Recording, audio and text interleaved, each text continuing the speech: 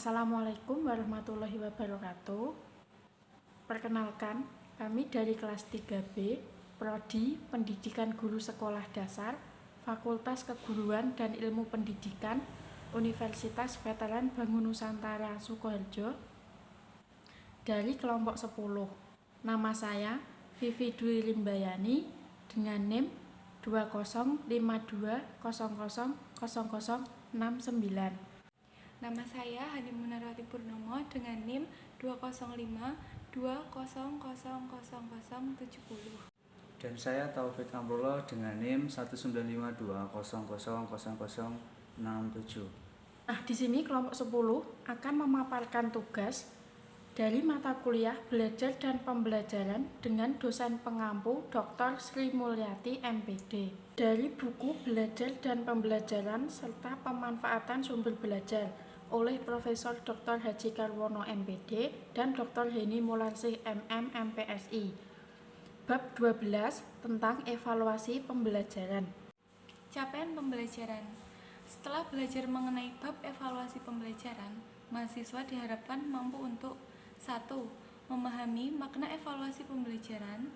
2. Membedakan makna pengukuran, pengujian, penilaian, dan evaluasi. 3. Mengetahui jenis-jenis evaluasi pembelajaran. 4. Menyusun tahapan evaluasi pembelajaran. 5. Mengklasifikasi dan memberikan contoh dalam penilaian pembelajaran yang menggunakan teks dan non-teks. A. Makna evaluasi dalam pembelajaran.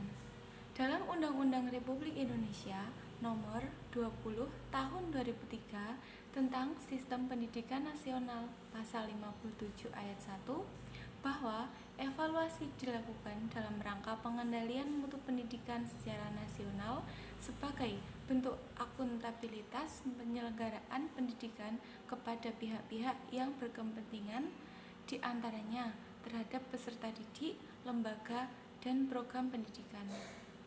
Stufleitbem 1971 mengatakan bahwa evaluasi adalah proses menggambarkan, memperoleh, dan menyajikan informasi yang berguna untuk menilai alternatif keputusan. Evaluasi merupakan proses untuk menentukan suatu kondisi di mana suatu tujuan telah dicapai. Berikut merupakan 4 istilah yang perlu dikenali terkait dengan konsep evaluasi yang digunakan untuk mengetahui keberhasilan belajar peserta didik. 1. Pengukuran adalah pemberian angka, skor, pada status atribut atau karakteristik tertentu yang dimiliki oleh individu atau objek tertentu dengan standar tertentu. 2. Pengujian merupakan suatu bagian yang termasuk dalam pengukuran yang kemudian dilanjutkan dengan penilaian. 3. Penilaian adalah istilah umum yang mencakup semua metode yang biasa digunakan untuk menilai kerja individu atau kelompok peserta didik. 4. Evaluasi merupakan kegiatan pengumpulan kenyataan mengenai proses pembelajaran secara sistematis untuk menetapkan apakah terjadi perubahan terhadap peserta didik dan sejauh apakah perubahan tersebut mempengaruhi peserta didik. B. Tujuan evaluasi pembelajaran. Adapun tujuan evaluasi pembelajaran adalah sebagai berikut. 1. Mendapatkan informasi yang akurat mengenai tingkat pencapaian tujuan instruksional peserta didik sehingga dapat diupayakan tindak lanjutnya. 2. Mendeskripsikan kecakapan belajar si belajar. 3. Mengetahui keberhasilan proses pembelajaran. 4. Menentukan tindak lanjut hasil evaluasi selanjutnya sebagai dasar untuk melakukan perbaikan program. 5. Memberikan pertanggungjawaban. Selanjutnya, evaluasi pendidikan memiliki fungsi yaitu 1. Fungsi selektif adalah fungsi yang dapat menyeleksi seseorang apakah memiliki kompetensi yang sesuai dengan standar yang ditetapkan. 2. Fungsi diagnostik adalah untuk mengetahui masalah yang diderita atau mengganggu peserta didik ketika mengikuti proses pembelajaran. 3. Fungsi penempatan adalah menempatkan peserta didik pada tempatnya yang sebenar-benarnya berdasarkan bakat, minat, kemampuan, dan kesanggupan peserta didik. 4. Fungsi keberhasilan adalah suatu fungsi untuk dikejar bekerja atau berusaha yang pantang menyerah. Adapun maksud dari dilakukannya evaluasi adalah 1. Perbaikan sistem, 2. Pertanggungjawaban kepada pemerintah dan masyarakat, 3. Penentuan tindak lanjut pengembangan. Lalu selanjutnya jenis-jenis evaluasi. Adapun 3 jenis evaluasi yaitu A. Evaluasi masukan atau input. Input adalah peserta didik yang telah dinilai kemampuannya dan siap menjalani proses pembelajaran. Evaluasi masukan menekankan pada evaluasi 1. Karakteristik peserta didik, 2. Kelengkapan dan keadaan sarana dan prasarana pembelajaran, 3. Karakteristik dan kesiapan guru. Lalu yang keempat, kurikulum dan materi pembelajaran, 5. Strategi pembelajaran yang sesuai dengan mata pelajaran, serta yang keenam, keadaan lingkungan di mana pembelajaran berlangsung. Lalu selanjutnya, evaluasi output atau hasil pendidikan. Output adalah capaian yang dihasilkan dari proses pembelajaran, perubahan perilaku baik pada ranah kognitif, efektif maupun psikomotorik. C. Evaluasi proses atau transformasi. Evaluasi proses pendidikan adalah segala unsur yang terkait dengan proses pembelajaran, yaitu guru, media dan bahan ajar, metode pengajaran, sarana penunjang, dan sistem administrasi. Evaluasi proses pendidikan persekolahan menekankan pada evaluasi pengolahan pembelajaran yang dilaksanakan oleh guru meliputi 1. Keefektifan strategi pembelajaran yang dilaksanakan, 2. Keefektifan media pembelajaran, 3. Metode pembelajaran yang digunakan, dan yang keempat, minat, sikap, serta cara belajar peserta didik. C. Prinsip-prinsip evaluasi pembelajaran. Adapun 5 prinsip-prinsip evaluasi pembelajaran. Yang pertama, keterpaduan. Evaluasi harus dilakukan dengan prinsip keterpaduan antara tujuan instruksional, bahan ajar pembelajaran, dan metode pembelajaran. Lalu yang kedua, keterlibatan peserta didik. Prinsip ini merupakan suatu hal yang mutlak karena keterlibatan peserta didik dalam evaluasi bukan alternatif, tapi kebutuhan mutlak. Yang ketiga, koherensi. Evaluasi harus berkaitan dengan materi pembelajaran yang telah dipelajari dan sesuai dengan ranah kemampuan peserta didik yang hendak diukur. Yang keempat, pedagogis. Diperlukan adanya tool penilaian dari aspek pedagogis untuk melihat perubahan sikap dan perilaku sehingga pada akhirnya hasil evaluasi mampu menjadi motivator bagi diri siswa. Lalu yang terakhir, yang kelima, akuntabel. Hasil evaluasi haruslah menjadi alat akuntabilitas atau bahan pertanggungjawaban bagi pihak yang berkepentingan seperti orang tua siswa, sekolah, dan lainnya. Selanjutnya D. Prosedur melaksanakan evaluasi. 1. Perencanaan. Meliputi mengapa perlu dievaluasi, apa saja yang hendak dievaluasi, tujuan evaluasi, teknik apa yang hendak dipakai, siapa yang hendak dievaluasi, kapan, di mana, penyusunan instrumen, indikator, data apa saja yang akan digali, dan sebagainya. Lalu yang kedua, pengumpulan data dengan cara melakukan tes, observasi, kuesioner, dan sebagainya sesuai dengan tujuan. Yang ketiga, verifikasi data melalui uji instrumen, uji validitas, uji reliabilitas, dan sebagainya. Lalu yang keempat, pengolahan data dengan memaknai data yang terkumpul, kualitatif atau kuantitatif, apakah hendak diolah dengan statistik atau non-statistik, apakah dengan parametrik atau non-parametrik, apakah dengan manual atau dengan software. Lalu yang kelima, penafsiran data ditafsirkan melalui berbagai teknik uji, diakhiri dengan uji hipotesis, ditolak atau diterima. Selanjutnya, beberapa hal yang perlu diperhatikan dalam evaluasi pembelajaran peserta didik antara lain. 1. Asesmen ditujukan untuk mengukur pencapaian kompetensi. 2. Asesmen menggunakan acuan kriteria yakni berdasarkan pencapaian kompetensi peserta didik setelah mengikuti pembelajaran. Yang ketiga, asesmen dilakukan secara menyeluruh dan berkelanjutan. Lalu yang keempat, hasil asesmen ditindaklanjuti dengan program remedial bagi peserta didik yang pencapaian kompetensinya di bawah kriteria, ketentuan, dan program pengayaan bagi peserta didik yang telah memenuhi kriteria ketuntasan. Lalu yang terakhir, yang kelima, asesmen harus sesuai dengan kegiatan pembelajaran. Selanjutnya, prinsip-prinsip asesmen hasil belajar peserta didik. 1. Sahih, yakni penilaian yang didasarkan pada data dan mencerminkan kemampuan yang diukur. 2. Objektif, yakni penilaian didasarkan pada prosedur dan kriteria yang jelas, tidak dipengaruhi subjektivitas penilai. Lalu yang ketiga, adil, yakni penilaian tidak menguntungkan atau merugikan peserta didik dan tidak membedakan latar belakang sosial, ekonomi, budaya, agama, bahasa, suku, bangsa, dan gender. Lalu yang keempat, terpadu, yakni penilaian merupakan komponen yang tidak terpisahkan dari kegiatan pembelajaran. Lalu yang kelima, terbuka, yakni prosedur penilaian, kriteria penilaian, dan dasar pengambilan keputusan dapat diketahui oleh pihak yang berkepentingan. Lalu yang keenam, menyeluruh dan berkesinambungan, yakni penilaian mencakup semua aspek kompetensi dengan menggunakan berbagai teknik yang sesuai untuk memantau perkembangan kemampuan peserta didik. Selanjutnya yang ketujuh, sistematis, yakni penilaian dilakukan secara berencana dan bertahap dengan mengikuti langkah-langkah yang baku. Selanjutnya yang ke-8 yaitu menggunakan acuan kriteria, yakni penilaian didasarkan pada ukuran pencapaian kompetensi yang ditetapkan. Yang terakhir yang ke-9, akuntabel, yakni penilaian yang dipertanggungjawabkan baik dari segi teknik, prosedur maupun hasilnya. Sasaran evaluasi pembelajaran.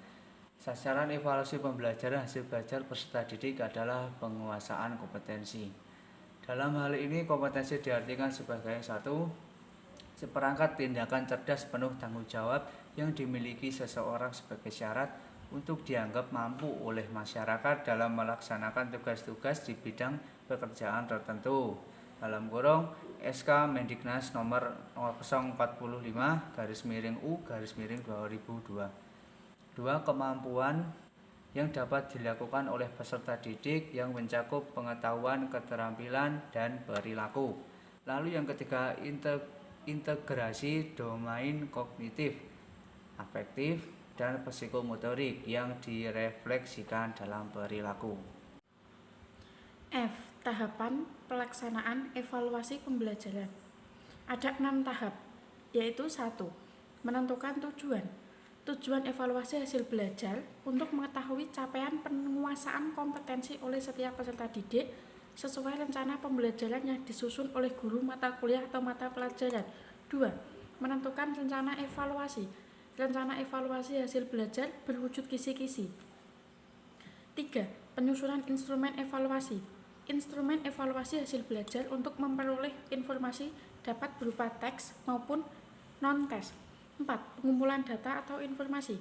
Pengumpulan data atau informasi melalui instrumen evaluasi harus dilaksanakan secara objektif dan terbuka agar diperoleh informasi yang sah dan dapat dipercaya sehingga bermanfaat bagi peningkatan mutu pembelajaran.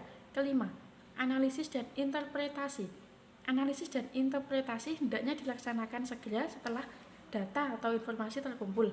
Yang terakhir, tindak lanjut. Tindak lanjut pada dasarnya berkenaan dengan pembelajaran yang akan dilaksanakan selanjutnya berdasarkan hasil evaluasi pembelajaran yang telah dilaksanakan berkenaan dengan pelaksanaan evaluasi pembelajaran itu sendiri. G. Tujuan dan fungsi penilaian. Tujuan dan fungsi penilaian sistem di sekolah pada dasarnya dapat digolongkan ke dalam 4 kategori, yaitu 1. Untuk memberikan umpan balik atau feedback kepada guru sebagai dasar untuk memperbaiki proses pembelajaran dan mengadakan remedial program bagi peserta didik. Yang kedua, untuk menentukan angka kemajuan atau hasil belajar masing-masing peserta. Diskusi antara lain diperlukan untuk pemberian laporan kepada orang tua, penentukan kenaikan kelas, dan penentuan lulus tidaknya peserta didik tersebut. Yang ketiga, untuk menempatkan peserta didik dalam situasi pembelajaran yang tepat, sesuai dengan tingkat kemampuan lainnya yang dimiliki oleh peserta didik. Yang keempat, untuk mengenal latar belakang. Latar belakang ini berupa psikologis, fisik, dan lingkungan peserta didik yang mengalami kesulitan belajar, yang hasilnya dapat digunakan sebagai dasar dalam memecahkan kesulitan-kesulitan tersebut. Jenis-jenis penilaian. Penilaian peserta didik di sekolah dapat digolongkan atas 4 jenis, yaitu 1. Penilaian formatif adalah untuk memperbaiki proses pembelajaran atau fungsi pertama. Yang kedua, penilaian sumatif yang fungsinya untuk menentukan angka kemajuan atau hasil belajar peserta didik atau fungsi kedua. 3. Penilaian penempatan atau placement yang fungsinya untuk menempatkan peserta didik dalam situasi pembelajaran atau program pendidikan yang sesuai atau fungsi ketiga. 4. Penilaian diagnostik yang fungsinya untuk membantu memecahkan kesulitan-kesulitan belajar yang dialami oleh peserta didik tertentu. Fungsi keempat. I. Teknik penilaian terdiri dari 2, yaitu 1 cara penilaian dan 2 teknik penilaian. Yang pertama, cara penilaian. Ada 2 cara yang dapat ditempuh dalam melaksanakan penilaian. A. Dengan cara kuantitatif, yaitu hasil penilaian diberikan dalam bentuk angka, misalnya 6, 9, 50, 70, dan sebagainya. Yang B.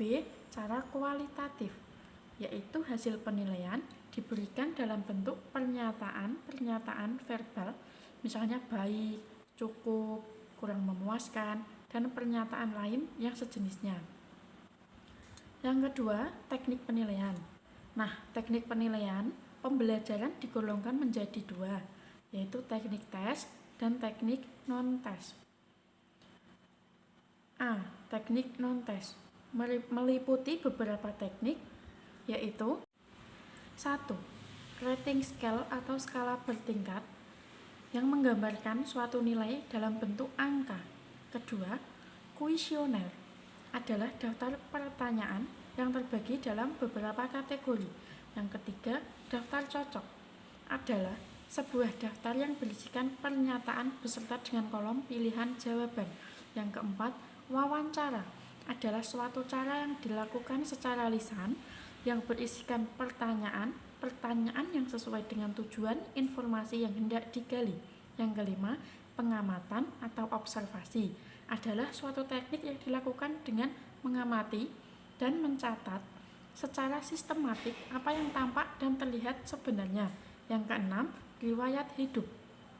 Penilaian ini dilakukan dengan mengumpulkan data dan informasi mengenai objek penilaian sepanjang hayat hidup objek penilaian tersebut. B. Teknik tes. Dalam evaluasi pendidikan terdapat 5 macam tes, yaitu 1. Tes diagnostik adalah tes yang digunakan untuk mendiagnosa kelemahan dan kekuatan siswa pada pelajaran tertentu. 2. Tes formatif adalah tes hasil belajar untuk mengetahui keberhasilan proses belajar mengajar yang dilakukan oleh guru. Yang ketiga, tes sumatif adalah penentuan kenaikan kelas bagi setiap siswa. Yang keempat, placement test atau tes penempatan merupakan suatu ujian yang akan diberikan kepada siswa yang akan memasuki sebuah institusi. Yang kelima, embedded test atau tes sisipan adalah tes yang diberikan pada sela-sela atau pada waktu tertentu dalam proses belajar mengajar. J. Instrumen penilaian. Teknik penilaian dan instrumen yang digunakan untuk menilai hasil belajar peserta didik adalah sebagai berikut. 1. Dengan tes tertulis. Bentuk instrumennya: tes objektif meliputi tes pilihan ganda, tes pilihan benar salah, menjodohkan, dan lain-lain. Tes uraian, bentuk instrumennya itu isian singkat dan uraian. Yang kedua, tes lisan. Bentuk instrumennya itu ada daftar pertanyaan. Yang ketiga, tes keterampilan atau perbuatan, bentuk instrumennya, tes identifikasi, tes simulasi, tes uji praktik kerja. Yang keempat, penugasan individu atau kelompok. Bentuk instrumennya bisa meliputi pekerjaan rumah, proyek. Yang kelima, penilaian portofolio. Bentuk instrumen penilaiannya, lembar penilaian portofolio. Yang keenam, jurnal atau buku catatan jurnal. Bentuk instrumen penilaiannya, buku catatan jurnal. Yang ketujuh, ada penilaian diri. Bentuk instrumen penilaiannya, kuesioner atau lembar penilaian diri. K. Penentuan materi penting dalam penilaian pembelajaran. Yang pertama, langkah awal yang harus dilakukan dalam menyiapkan bahan tes atau ujian adalah 1. Menentukan kompetensi yang akan diukur. 2. Menentukan materi yang akan diujikan, karena tidak mungkin semua materi yang telah disampaikan dapat diujikan dalam waktu yang terbatas. 3. Materi yang telah ditentukan harus dapat diukur sesuai dengan alat ukur yang akan digunakan, yaitu tes atau non-tes. Nah, berikutnya adalah kriteria penentuan materi penting. Yang pertama adalah urgensi, yaitu materi secara teoritis mutlak harus dikuasai oleh peserta didik. Yang kedua adalah kontinuitas, yaitu materi lanjutan yang merupakan pendalaman dari satu atau lebih materi yang sudah dipelajari sebelumnya. Yang ketiga, relevansi, yaitu materi yang diperlukan untuk mempelajari atau memahami mata pelajaran lain. Yang keempat, keterpakaian, yaitu materi yang memiliki nilai terapan tinggi dalam kehidupan. Nah, itu tadi sudah selesai teman-teman pemaparan materi dari kelompok 10 mengenai bab 12 tentang evaluasi pembelajaran.